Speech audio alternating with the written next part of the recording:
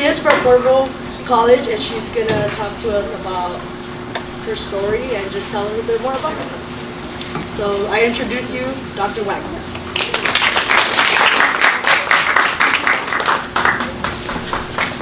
Come on, we can push me.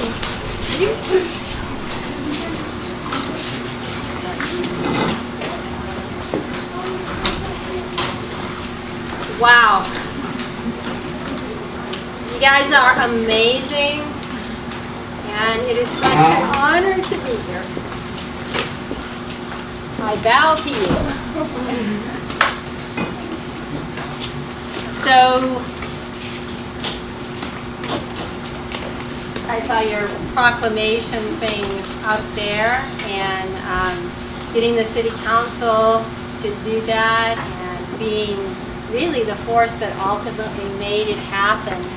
There, you know, after much effort, but it was, if you guys hadn't have done that, it would not have happened. So you should feel very proud of yourself, and many people should be very grateful to you for what you did.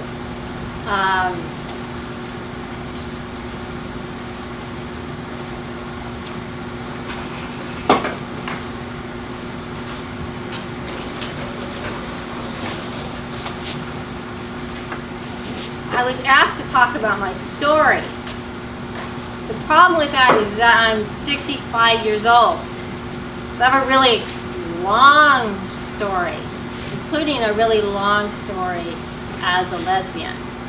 And so I'm going to go through it sort of like the overview first. By the way, how much time do we have? We get out of here at 1:45. Okay. Okay. Way too long. Okay, so I'm going to go toward it as an overview, and then any parts of it that you want to hear more about, I can tell you a story about any part of it. So when Mr. Stiles invited me, he says they want to hear something about your story, and I said, which one? You know, I have so many stories. Okay, but I have to say I was not expecting to be so overwhelmed just to be in a high school classroom and seeing all of you. When I was in high school, let's see, I graduated from high school in 1972. Even in health education, they didn't talk about anything to do with lesbians, gays, even homosexuality. It was completely, it wasn't even so much taboo as just completely invisible, which was a little bit, in some ways, it made things almost maybe easier, because when I was in high school when I came out also, and was in a relationship with a friend, we didn't even have a name for it. We didn't even know there was a word for it. And so, because it just didn't exist. So when my friend went off to college and came back, and she said, you know what, I met these gay women. We didn't consider ourselves gay because we didn't know, anything about it. We thought they were these, we didn't know what to think about it. I don't know what we thought about it. So it's a very, very different world. And so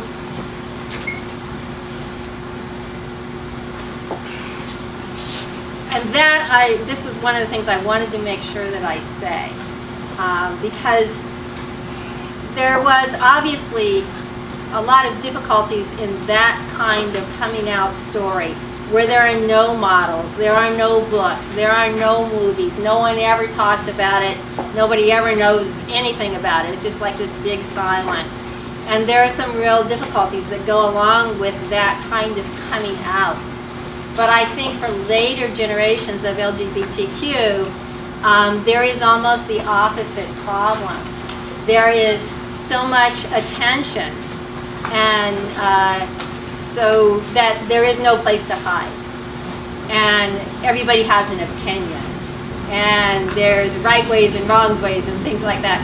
So there's so much public attention focused on you that it's a very different experience, and that creates a whole different set of problems.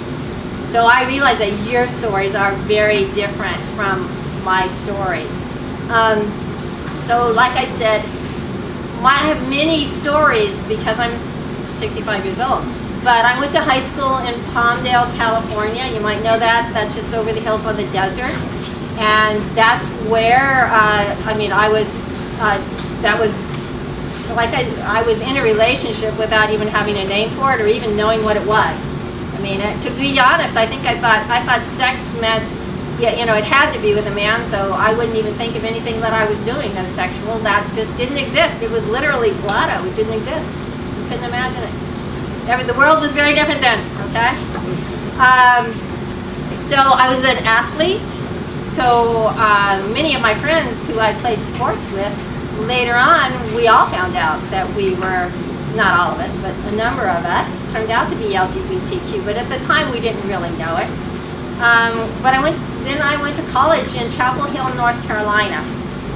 And there, by then, and one of the reasons I did that was so that I could get far enough away from my family and from home to by then I realized that I was gay, essentially. And that's the word that I was using for it at that time. As you'll see as I go through the story, probably I keep changing the word because different words in different decades became important to me. So I kept changing the word. So I was gay, and then I was a lesbian, and then I was a dyke, and then I was queer. So it's like each of those words mean something, and they each added to my experience. Okay. So, but in Chapel Hill, I played volleyball, and most of my teammates, I found out ultimately, and my coaches, were gay, but we didn't know it at the time. In fact, so that's people did not talk about it that much. But at some point when I was in college, by this time I had not come out to anybody in my family, I decided to come out to my sister, Chris. So I called her up from North Carolina, and we had like an hour-long conversation. But at that point, you had to pay a lot of money for long-distance telephone calls. It was a very, very expensive call. And I came out to her. And guess what? My sister was also gay. So that in some way has really shaped my experience to have a lesbian sister. She was older than me, but I was the first one to come out. Ultimately, that wouldn't get too far ahead. So the other thing that happened, though, I was in the 1970s, and in the 1970s was the time of the second wave of the feminist movement. And a group, basically lesbian feminists, we considered ourselves the vanguard of the movement, We were the lesbian feminists, and we thought we knew everything, and we were very strong, and we were very proud, and we were very loud. And that was my experience in Chapel Hill, which was in the South, but you had to be even louder and prouder in the South in a way at that time. So I belonged to this group called the Triangle Area Lesbian Feminists. And we worked on a lot of different issues and did a lot of things. And that was the first time I was ever politically involved as a lesbian. But I have to say that at that time, almost everybody was politically involved in something. So it wasn't real unusual. It was a very political time, and people got involved in different movements, and that one was mine. So then I came back after college. Now throughout this whole time, I continued to play softball in my hometown community, and the folks that I played softball with were a very different community. So here I was off in North Carolina, being a part of this very radical lesbian feminist community, and very, very political. When I would come home and play softball in the summer, I played with a different community of lesbians. Everybody on my team was a lesbian, but they were a closeted community, and they weren't necessarily feminists, and they weren't going to college. There was a very different kind of community. They were nonetheless, they were the first community that I came out in. They were the first community that supported me, and I was like one of the younger ones. So those folks pretty much saved my life. So when I finally did come out, they were my support network, and they were always there for me, although not unproblematically. There was too much drinking in that community. Okay, so so it was complicated. I was living in two different worlds. Here I was in this political community, and then a totally apolitical gay community as well. And that's pretty much been my experience as an LGBT person, is that I end up in all these different communities. And you know what? They are not all alike. So like I spent a part of my life being a spokesperson. That's in my next place. After I graduated from college, went home to Palmdale for a short amount of time, played softball, realized that too many of my friends were drinking too much. And I mean, it was kind of scary, and I said, this isn't going to work. I need to leave. So, and I had to go to graduate school anyway. So I went to UC Davis, where ultimately I did get my PhD. So I was there for quite a long time in graduate school. What was I saying about that? Politics. There was a thread. I lost it. Okay. Well, Davis community was all the different communities that I belonged to at various times have been very, very different. When I was in Davis, I spent a decade as essentially a political activist, feminist activist, but mostly lesbian gay activist. I worked on 2 gay rights campaigns in Davis.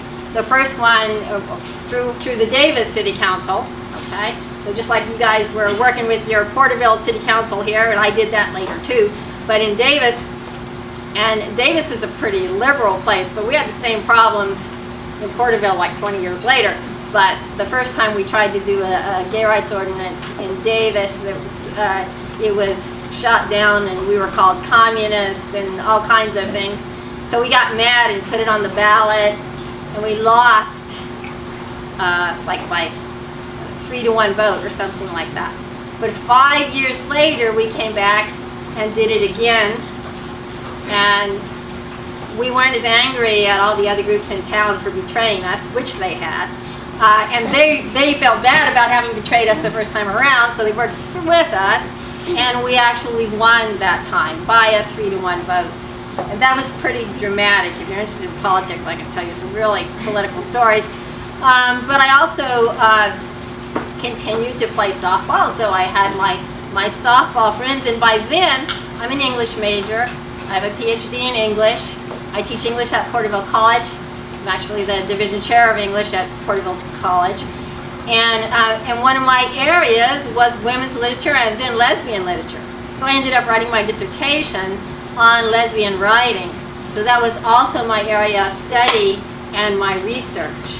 I talk about lesbians a lot, but I did work with a lot of gay men, and trans didn't actually, we knew people who were trans, but there was no word for them yet.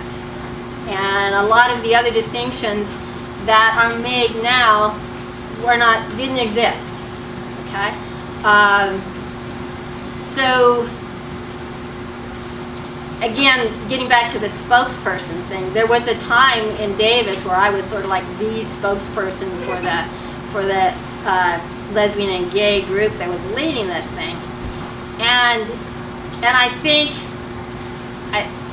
that's a dangerous place to be in, because nobody can speak for an entire group. And what I kept finding out was how much I didn't like other people speaking for me. Like, they said, oh, well, gay people think this and this and this, and I'm thinking, no, wait a minute, I don't think that, And then I would say myself, I'd be up there doing the same thing. Well, we think this and this, this, and I think, wait a minute, my partner doesn't even think that, So after a while, it made me realize how important it is to be able to separate yourself from those roles, and for other people too to realize that spokespersons do not ever represent an entire group. But ultimately, I came up with my own sort of theory about sexuality, and I've actually taught this in some of my classes when it comes up. It doesn't always come up. But the idea, what I personally think, is that one's sexuality is as individual as your fingerprint. we all have various orientations, and those orientations are helpful to know because they kind of turn us towards certain groups of people and certain experiences through which we get to know ourselves and those other people. But ultimately, one sexuality, and I would probably say, following the lead of younger generations, that one sexuality and one gender even are ultimately as individual as your fingerprint. But we need groups, and we need belonging. We also need to respect those differences, and that was something that I had to continually discover for myself because of all these different communities that I was in. I mean, and not only that, then I really blew it. Then I became a Christian. I did not want to be a Christian, okay? I grew up in the church, left it. I mean, who want, no gay person in the right mind wants to be a Christian, particularly at that time. It was like all negative in the church. So I left. I came back because I'm not even sure. Well, my research, believe it or not, this is the weirdest thing. You ought to go and get a PhD. It'll change your life. If you do the research, you go deeply enough into any topic and it changes you. Here I was doing research on a lesbian writer. And where did she take me? The Bible. She was all full of allusions to the Bible, which I hadn't read in many years, particularly to Jeremiah. So I had to go and read the book of Jeremiah, and I thought, wait a minute, this guy sounds like he's talking about my life, what's wrong with him? And I was still did not consider myself a Christian. I mean, that probably took another 10 years after I got interested in studying the Bible that I finally became a Christian. Ultimately, we're getting a little ahead here because after I finally finished up in Davis, I taught at Davis for a while as a full-time lecturer, and then I came to Porterville. Whoa! 1996 in Porterville? Me? I was shocked, okay? So you know why? Because I didn't know anything. I thought everybody was like the people who lived in Davis. And now I think those people are so strange in Davis, they don't know anything. And because they don't know you, they don't know us, they don't know the valley. I would come back and I would talk about things and they'd like, who are you? What are you talking about? You can't think that. That's what I think, that's what I see, that's what I noticed. Did you know this? No, they didn't. So every place you live changes you too. Porterville was a big shock to me. Very early on being on Porterville, there was a headline in the newspaper that said, "Is homosexuality a sin?" I swear, you can find it. It is there still. Who runs a story with a headline that says, "Is homosexuality a sin?" I was like shocked. I was like, this can't be. So I started writing letters to the editor. And then very shortly after that, they had the gay marriage stuff started, okay? And there was more opportunity to write letters to the editor. And then pretty soon I began giving talks on campus basically about LGBT history, because the college at that time had this thing where we were doing our chap theme, our college theme was the decades, and we started in the 30s, 40s, 50s, 60s, 70s, 80s. So I would do a talk for each decade about basically lesbian and gay history. And then it got closer to my actual time. It was very, very interesting. And as that was happening, more people in Davis were organizing. So I did go away I went away for a semester because I went to seminary. Ultimately, I now have a master's in theological studies, primarily from. She's laughing. No, I'm impressed. I had to, because I had to know the Bible better than these other people. Plus, I really love the Bible. I'm telling you, the Bible is such an honest book. It tells us how we really are, whether or not you're religious or not. I mean, I teach the Bible as literature because it knows more about us than we do. Okay, it's a fascinating book. But so I went back to seminary, and to get this, and I was in Berkeley, so I was actually in Berkeley at the Graduate Theological Union there when all this stuff started happening in Porterville around gay marriage. So, so by the actual vote, even on that first gay vote, happened while I was up there.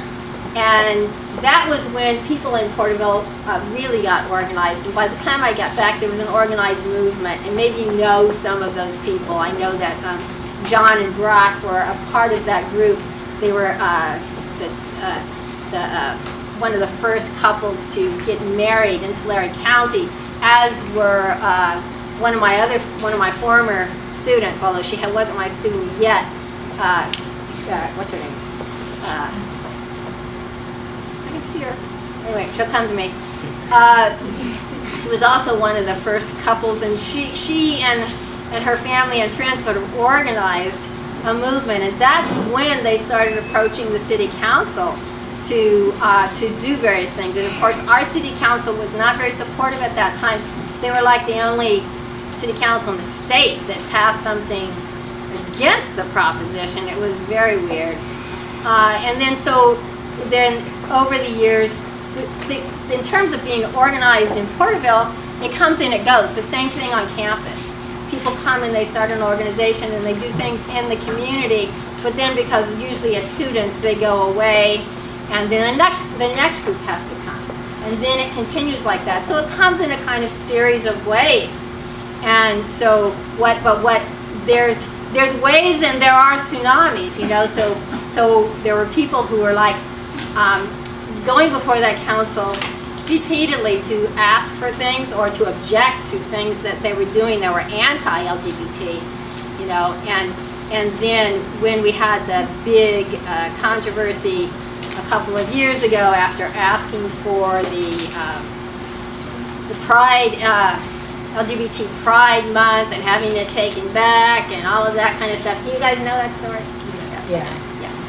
Yeah, I was sitting there through that, and that was a really tough time. And many of the people who were involved in that, particularly the younger ones, they no longer live in this community. But you know, they're out there on Facebook and various other social media things. They know what you're doing. Okay, they know what you're doing. So we have lots of these waves, and then guess what? You guys are the tsunami. Okay, you put it over the edge. You just washed them out. You wiped them out, and for that you should be. I am very grateful to you. So now I teach, like I said, at Porterville College. Oh, I should catch you up on my sister. Well, it's a sad story. My sister was in a relationship with her partner for almost 30 years. Marriage didn't happen soon enough for them to get married. And then she came down, she had early onset Alzheimer's. Her partner, Julie, who I consider to be my sister now, her partner, Julie, took care of her for the last 3 years of her life. I mean, almost single. In fact, it was such a strain on her that she got sick. They lived in Seattle, so it was hard for the rest of the people in my family. My sister and I were going up, back and forth and all that time. And my sister finally died. But they had a relationship of like almost 30 years. And Julie is now a member of my family, and I consider her to be my sister. She is my sister. But she talk about love. I have rarely encountered any two people who loved each other and still do as my sister and Julie did. And they were a